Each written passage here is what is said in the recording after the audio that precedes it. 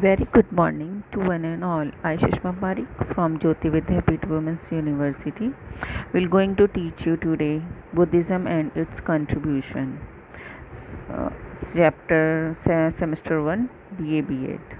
What is the Buddhism and its contribution? He gives us 8 path of Buddhism. इनके 8 fold path थे Buddhism के. Number 1, right view in the true understanding of 4 noble truth.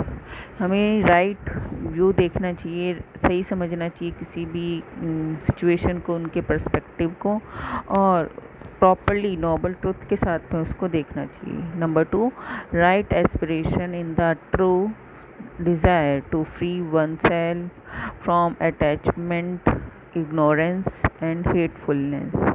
हमें अपने आप को free करना चाहिए अटैचमेंट, जैसे इमोशनली अटैच होते हैं ना हम अपने बहन के, भाई के, बच्चों के, मम्मी पापा के, माता पिता के, इन सब से हमें फ्री होना चाहिए, इनके बंधनों में नहीं बंधना चाहिए. इग्नोरेंस जो कि अंधकार जो हमारे दिमाग में छाया हुआ है वो हमें उसको दूर करना चाहिए.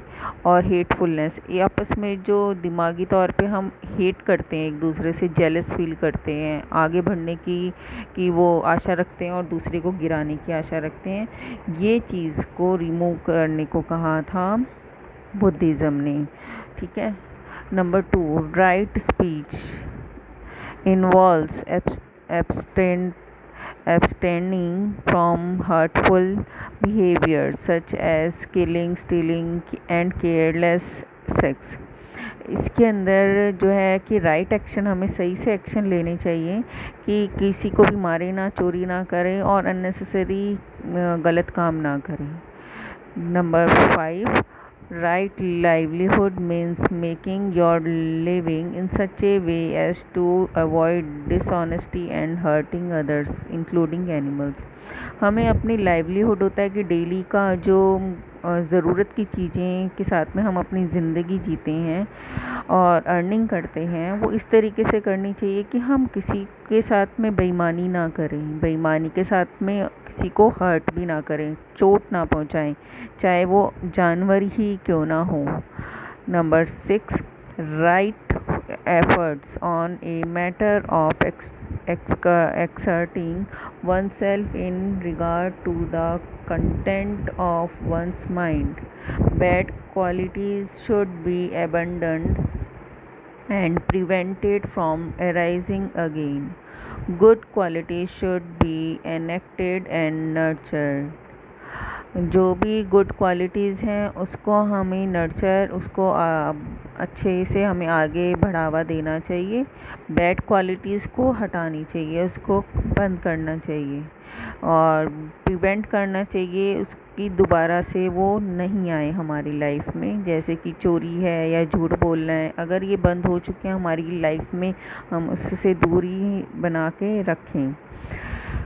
7th है right mindfulness is the focusing of one's attention in one's body, feeling, thought and consciousness in such a way to overcome craving, hatred and ignorance. हमें दिमाग में सबके लिए प्यार रखना चाहिए, फीलिंग्स अच्छी वाली फीलिंग्स रखनी चाहिए, नफ़रत नहीं रखनी चाहिए. सभी भगवान की ही देन है, सबके अंदर एक ही आत्मा का निवास है जो कि स्पिरिचुअल गॉड है, सुप्रीम पावर उनकी आत्मा है सबके अंदर. किसी से भी हेट ना करो, किसी से को इग्नोर नहीं करना चाहिए और सबसे प्रेम पूर्वक अपने जीवन में को व्यतीत करना चाहिए. 8th है और लास्ट है right concentration is meditating in such a way as to progressively realise a true understanding of imperfection, impermanence and non separateness. हमें जो ट्रुथ को अंडरस्टैंड करके अपनी जो इम्परफेक्शन है, अपनी जो कमियां हैं, उसको दूर करना चाहिए और परफेक्शन की तरफ लेकर आना चाहिए. ठीक है. फिर है contribution of Buddhism to Indian culture. Buddhism ने क्या कंट्रीब्यूट किया इंडियन कल्चर में? Buddhism greatly influence the Indian religion. It gave to Indian people a simple and popular religion. It rejected ritualism, sacrifices and dominance. of priestly class. It has also left its permanent mark on Indian religious thought. Buddhism appealed to the masses on account of its simplicity, use of vernacular language in its scriptures and teachings, and monastic orders. Buddhism left deep impact on the society. It gave serious impetus to democratic spirit and social equality.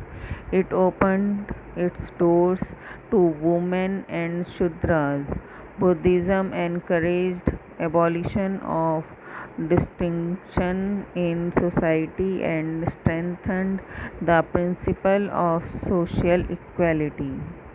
इन्होंने society की quality पे जोर दिया था और जितने भी हमारे वर्नाकुलर लैंग्वेज है, जो हमारी मातृभाषा है, उसी को ही अपनाएं और साथ में लोगों को के अंदर कोई भी भेदभाव ना देखें। सोशल इक्वालिटी होनी चाहिए, डेमोक्रेटिकली लोगों में आज़ादी हो कि किसको अपना नेता बना सकें।